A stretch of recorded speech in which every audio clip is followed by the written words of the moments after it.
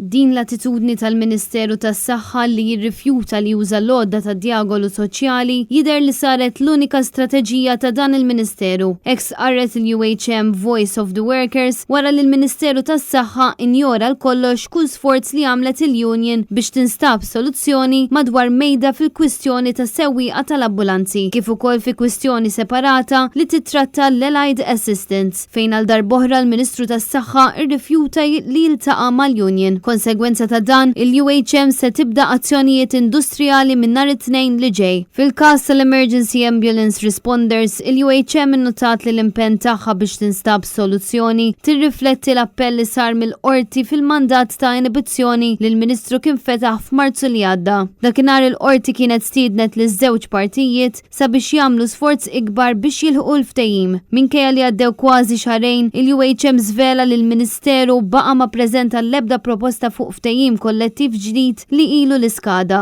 Dan juri li sal-lum ma kien hemm l-ebda rieda ġenwina min-naħa tal-Gvern. Dwar l-Allied Assistance, il-UHM tinnota li ilha tistenna l-kontro proposti tal-Gvern għal diversi xhur, imma dawn baqgħu ma ġew qatt. Dan wassal biex f'Marzu li għadda kienu ordnati xi azzjonijiet industrijali bit-tama li l-Gvern jiċċaqlaq. L-UHM tinnota li fil-waqt li l-Gvern qed jipprova jagħti l-impressjoni li hu l-vuċi tal-pazjenti mhux qed jifhem li meta jtejjeb il-kundizzjonijiet tal-ħaddiema fis-settur tas-saħħa jkun qed iwassal għal servizz aħjar lill-pazjenti. Barra minn hekk il-Union tinsab sorpriża wkoll bid-dikjarazzjoni tal-Ministru tas-Saħħa Christopher li qal li dwar il-kwistjoni tal-carers għaddejjin negozjati. Il-UHM tistaqsi meta, fejn u ma' min saru dawn it-taħdidiet fid-dawl tal-fatt li qatt ma rċevitx stedina mingħand il-Gvern.